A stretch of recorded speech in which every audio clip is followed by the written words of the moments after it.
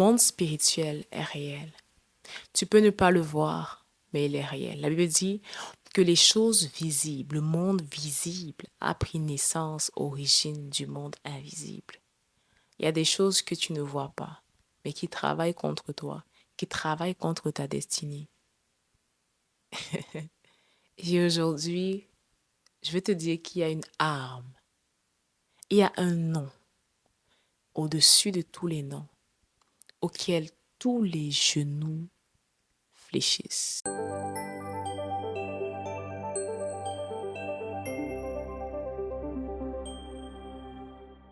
Bonjour, bienvenue à ton émission chrétienne Vivre pour Christ. Mon nom est Alicia Bikout et aujourd'hui nous parlons de la conscientisation de l'existence et de la réalité du monde spirituel.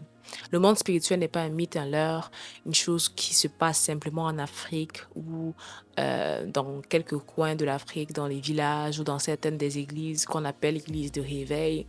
Non. Le monde spirituel est une réalité. La Bible nous en parle. La Bible dit même que le monde visible prend naissance du monde invisible. Toute forme était, toute chose physique que nous voyons aujourd'hui a pris naissance des choses immatérielles que nous ne voyons pas. J'aimerais vous partager avec vous comment la plupart des gens sont introduits à la réalité de la conscience du monde invisible. Mais, comme la Bible va nous dire, c'est que malgré que nous sommes introduits à cette réalité, nous n'y prenons point garde. Les scientifiques disent que chaque être humain, même les personnes aveugles, rêvent en moyenne chaque jour. Minimum chaque jour. Maintenant, ces personnes peuvent ne pas forcément se rappeler de leurs rêves, mais chaque être humain rêve au minimum chaque jour. Depuis que je suis toute petite, quand j'étais toute petite, parce que je ne fais plus ce genre de rêve aujourd'hui, j'avais des rêves très bizarres, très étranges. J'étais dans ma chambre et je voyais des milliers de serpents, des centaines de serpents qui m'entouraient, noirs et gris. Je ne voyais pas de film d'horreur. Ce n'était pas le fruit de mon imagination. Je ne pensais pas aux serpents. Je n'étais pas en train d'arriver des serpents. Mais j'avais ces rêves constants et fréquents d'être entourée par des centaines de serpents. Et parfois, quand je me réveillais, j'avais tellement peur de me rendormir. Si ce n'était pas les serpents, j'étais poursuivie. J'étais poursuivie par des femmes. À l'époque, je ne regardais pas de films d'horreur. Il n'y en avait même pas. Et quand je répondais, je posais la question à ma mère, elle me disait « Ah, moi aussi quand j'étais petite, je faisais ce genre de rêve. » Parfois, elle me disait « Lorsque tu vas voir encore ces choses, dis le nom de Jésus. » Et parfois, je disais le nom de Jésus et ça fonctionnait. Parfois, je disais ça ne fonctionnait pas parce qu'il faut comprendre que le nom de Jésus-Christ n'est pas juste un nom. C'est une puissance. Et lorsque tu n'as pas la conscience de la réalité de ce nom, il est fort probable qu'il ne veuille rien dire pour toi. Aujourd'hui, quelqu'un peut appeler son fils Jésus. Ça ne fait pas pour autant de cette personne qu'on va dire son nom, quelque chose va se passer. Donc, la puissance n'est pas dans les lettres. La puissance est dans la conscience de qui est cet être. Au début, dans la miséricorde de Dieu, tu peux dire Jésus et il intervient pour te faire comprendre qu'il y a quelque chose dans ce nom, dans sa miséricorde. Mais si tu ne saisis pas de qui il est question, la Bible dit tu ne prononceras pas le nom de Dieu en vain. Si tu ne pèses pas la profondeur de qui est-ce qu'il est, il est probable que cela n'ait aucun effet. Donc au début, j'appelais le nom de Jésus, ça a marché quelques fois. Ensuite, les démons m'ont regardé. Ils m'ont fixé. Nous n'irons nulle part. Et tu te dis, comment ça ne peut qu'être un rêve? Comment ça ne peut qu'être un rêve? C'est une introduction à la réalité du monde des esprits. La Bible dit que Dieu parle tantôt d'une manière, tantôt d'une autre, par des songes, dans la nuit lorsque les hommes sont profondément endormis. Mais l'homme n'y prend point garde. Le monde spirituel est réel, les amis. La Bible dit même, nous ne combattons pas contre la chair et le sang, mais contre les principautés, contre les esprits méchants dans les lieux célestes. C'est ta Bible qui le dit. Lorsque Daniel avait compris que le peuple d'Israël était dans une position dans laquelle elle n'était plus censée être, il avait lu les Écritures. Il avait dit que Daniel s'est engagé dans un jeûne de 21 jours. Et l'ange de l'Éternel lui a apparu et lui a dit, Daniel, depuis que tu as élevé ta voix depuis le premier jour, il y a un combat qui a commencé dans le règne de l'Esprit. Et il y a une entité qu'on appelle le roi de Perse. Le monde spirituel est réel. Maintenant, il y a des gens qui ne croient pas.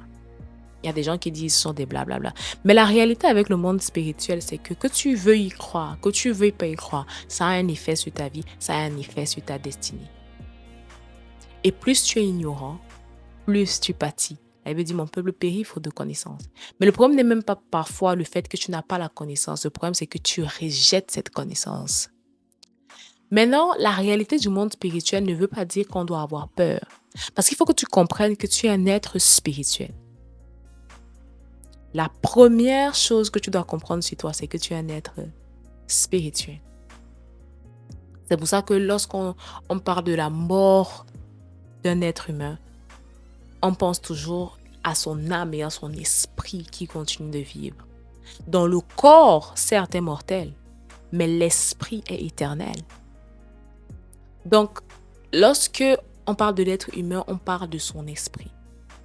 Sauf que dans le monde spirituel, pour que le monde spirituel ait un impact sur le monde physique, il faut qu'il y ait soit des portes d'entrée, soit des droits légaux. Généralement, les portes d'entrée sont caractérisées par le péché. Et quand je parle du monde spirituel, ici, là, je parle vraiment beaucoup plus de l'impact du monde des ténèbres sur ta vie. Parce que le monde spirituel ne consiste pas qu'au monde des ténèbres.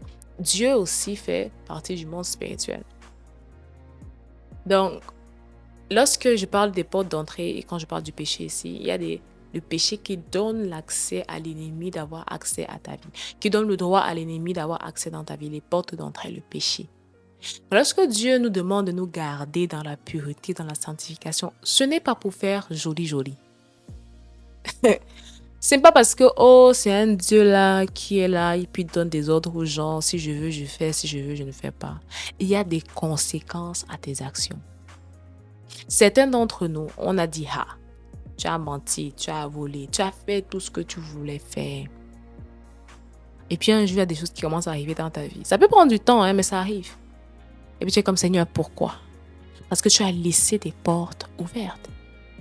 C'est pour ça qu'on a besoin du sang de Jésus, parce que le sang de Jésus, c'est la seule chose qui peut rendre free, qui peut libérer un être humain.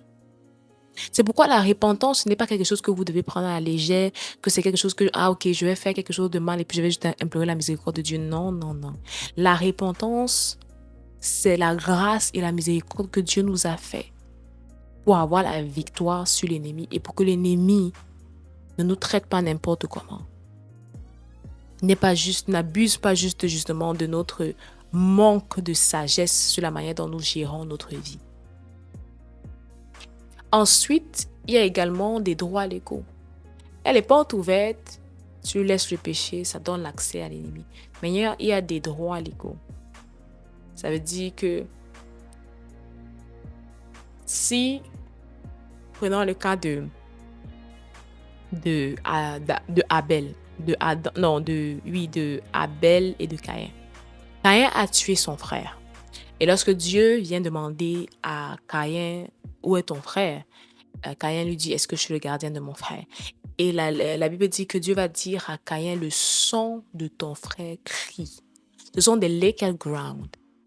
Il y a des choses toujours qui sont dues au péché ou à certaines abominations ou à certaines choses que peut-être même vos parents ont fait, qui crient du sol et qui peuvent aller jusqu'à la 4e génération. Donc, ça veut dire que ça peut être quelque chose qui est dans ta lignée familiale inscrit comme une malédiction dans ta lignée familiale à cause de quelque chose que toi-même tu as fait ou à quelque chose que tes parents ont fait. Ça peut toujours être brisé. Mais comme je vous ai dit, vous ne pouvez pas briser quelque chose dont vous n'avez pas conscience que vous avez rejeté et dont vous n'êtes pas au courant de c'est quoi l'élément qu'il vous faut pour briser cela.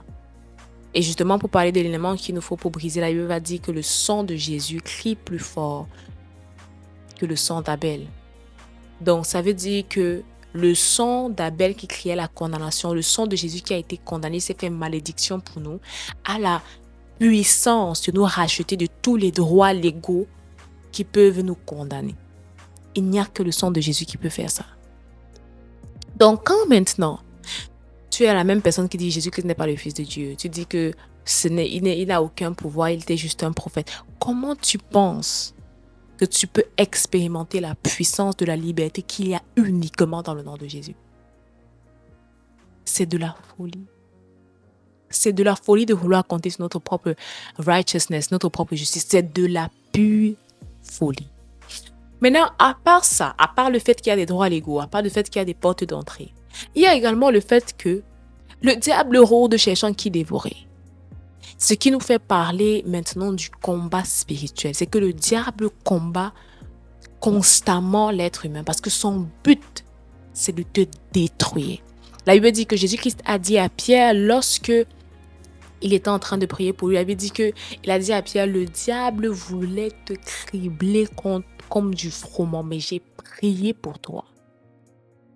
Donc, parfois, tu peux être là, tu vis ta vie, mais tu ne sais pas que le diable rôde pour te dévorer. C'est pourquoi il faut être très éveillé spirituellement.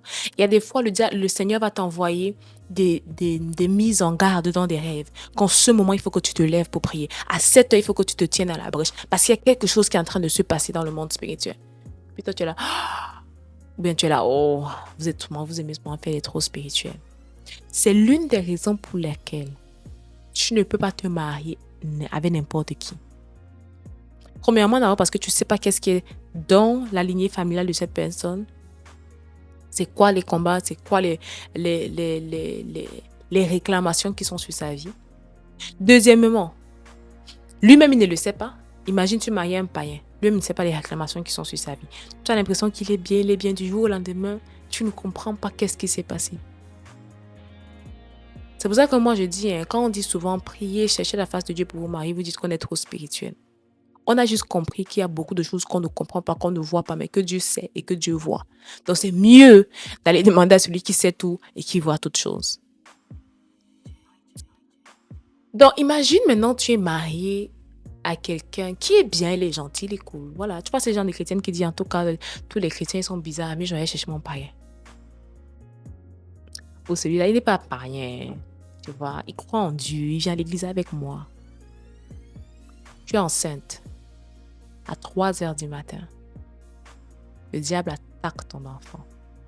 Toi-même, tu ne sais pas comment prier. Ton mari païen là, il ne sait pas aussi comment engager dans le monde spirituel. Il ne sait pas engager dans la prière. Il ne sait pas même pas où commencer. Lui, il dort. Tu dis, chérie, même quand il se réveille, il dit, il faut prendre mes médicaments, il faut aller voir un docteur. Laisse-moi vous raconter l'histoire de cette jeune femme.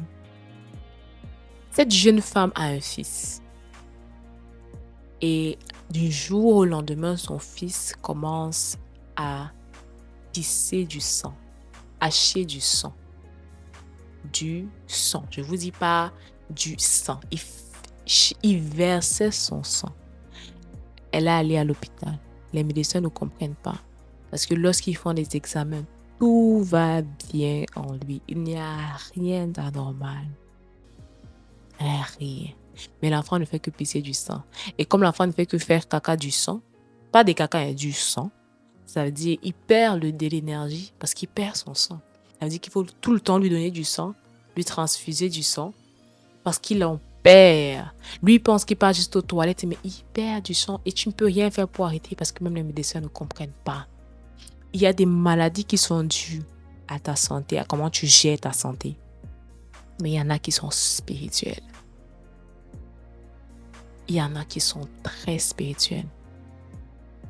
Maintenant, tu vas me dire, comment on fait pour savoir? Premièrement, accepte Jésus-Christ comme ton Seigneur et Sauveur.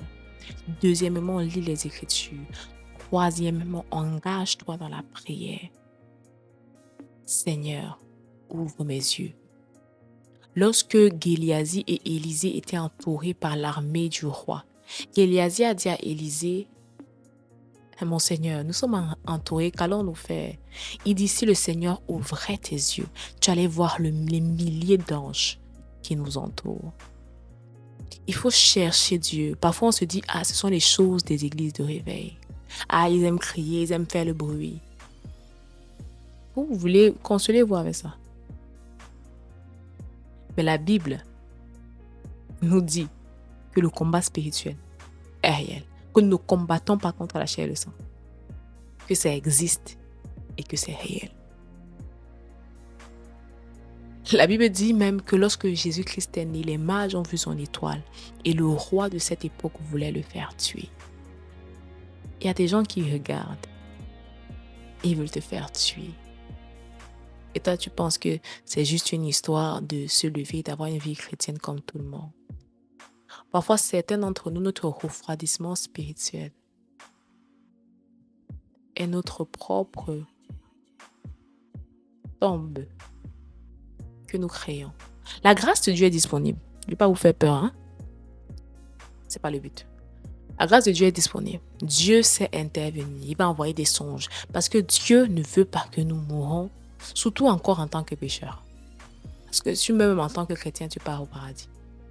Et je ne dis pas que toutes les morts sont le fruit d'un harcèlement spirituel. Non, il y a des morts aussi qui sont la volonté de Dieu. C'était ton temps, tu as fini, tu es parti. Ce n'est pas toutes les morts qui sont prématurées. Mais justement, comment tu sais? C'est quand tu as une relation avec Dieu, une relation avec le Saint-Esprit. Certaines personnes ont vu certaines choses.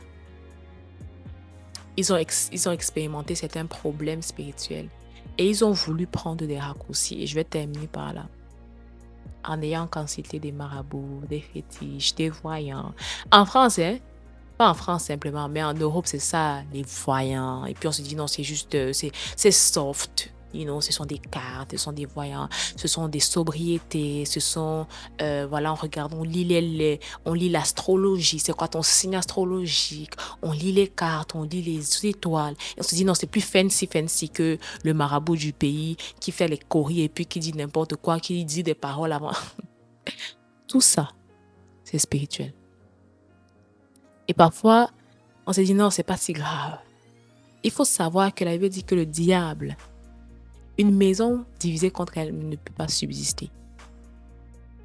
Lorsque tu fais face à un problème spirituel et que tu pars voir toute autre chose que Jésus-Christ qui est Dieu, toute autre puissance que la puissance de Dieu, que la puissance de Jésus. Parce que certains disent, ah non, c'est Dieu aussi qui a donné cette puissance à ces gens-là. Jamais! Je t'ai dit dès le départ qu'il faut que tu comprennes que tu es un être spirituel. Mais il y a maintenant ce que Dieu appelle les interdits. Il y a des choses que Dieu avait interdites dans la loi. L'une des choses, par exemple, que Dieu avait interdit, c'était la consultation des morts. La consultation des morts. Ça, c'était quelque chose qui était interdit. Ça veut dire qu'il y avait la possibilité de le faire, mais c'était interdit. Quand je dis la possibilité de le faire, ça veut dire qu'un être spirituel peut s'engager dedans. Mais Dieu dit, c'est interdit de le faire. Donc, il faut que tu comprennes qu'il y a des choses qui se font, mais qui ne sont pas autorisées par Dieu. Quand je dis autorisées, ça veut dire que Dieu n'acquiesce pas. Mais le fait qu'il continue de se faire ne veut pas dire que, si Dieu permet que ça se fasse, parce qu'il y a aussi ce langage-là, si Dieu ne veut pas quelque chose, il va juste arrêter. Non, Dieu t'a donné le libre arbitre. Et il y a un jour, il y a le jour, le rendez-vous de tous les vivants, il y a le jour du jugement où chacun recevra en fonction de ses actions. Mais aujourd'hui, il faut que tu comprennes que lorsque tu es un chrétien, un être humain, la puissance que tu dois consulter dans ta vie, peu importe les situations que tu rencontres, c'est Dieu, c'est Jésus-Christ et uniquement lui. Il n'y a pas de raccourci, il n'y a pas de chemin court, il n'y a pas de « oh, j'ai ma tante là, elle voit ». Si ça ne vient pas de Dieu, que ça ne vient pas du Saint-Esprit, ça ne vient pas de Jésus-Christ, tu n'es qu'en train de te créer d'autres problèmes que tu ne connais peut-être pas, mais qui vont continuer à parler soit contre ta vie, soit contre la vie de tes enfants et contre la vie des enfants de tes enfants. Et si eux-mêmes n'ont pas assez de sensibilité spirituelle pour comprendre ça, ils vont juste subir.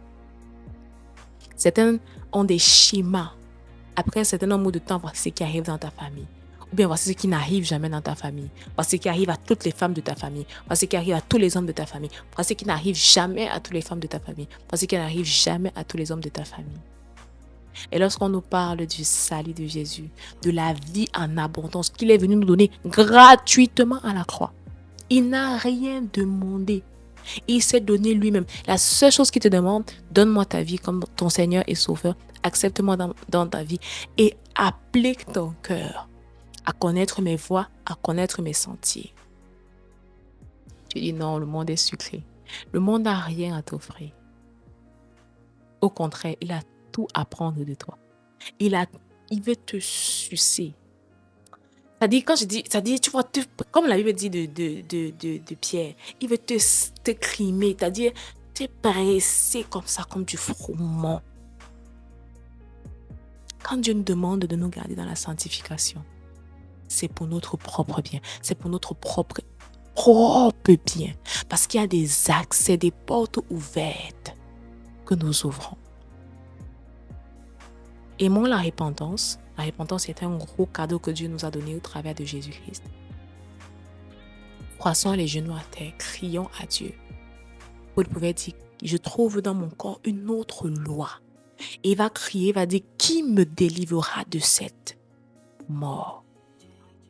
Gloire soit rendue à Jésus-Christ, qui nous délivre de la mort et qui nous donne la vie. Et la vie en abondance. Il dit que celui qui vit en moi, celui qui croit en moi vivra quand même il serait mort. Et c'est là que tu comprends lorsque l'apôtre Paul va dire vivre, c'est Christ et mourir, c'est un gain. Mais la mort n'est pas le gain de tout le monde. Pour certains, la mort, c'est un jour qu'ils n'auraient jamais voulu voir. Donc, je veux juste nous exhorter. Soyons conscients qu'il existe un monde spirituel. Cherchons Dieu. Prions à Dieu. Croissons nos genoux. Lisons la parole. Ayons soif du Saint-Esprit. La Bible dit qu'il nous conduira dans la vérité. Il ne parlera pas de lui-même, mais il nous dira que ce qu'il aura entendu. Le monde aujourd'hui est rempli d'atrocités. Le diable rôde, sachant qu'il va dévorer. Les démons existent, ce n'est pas un mythe. Que Dieu vraiment nous parle, qu'il nous préserve, qu'il nous protège. Et je prie simplement que tu ne déclares pas que juste ces paroles, mais que tu te lèves également spirituellement. La Bible va dire, veillez et priez, car votre ennemi, le diable, rôde. Levons-nous dans la prière. Soyons une génération d'hommes et de femmes de prière. D'hommes et de femmes du lieu secret.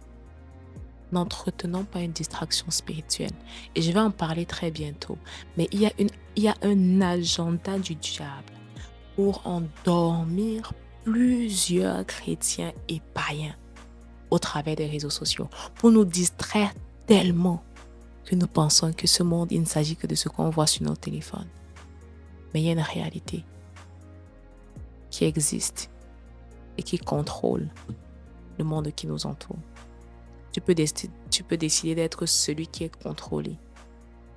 Ou, au travers de Jésus-Christ, au travers de son sacrifice à la croix, au travers de la puissance du Saint-Esprit, avoir un impact, une mainmise de ce qui se passe dans le monde physique. Donc, j'espère que Dieu vous a béni au travers de cette vidéo. Que Dieu vous bénisse abondamment. Réveillons-nous, tenons-nous à la brèche. And it shall be well. May God bless you.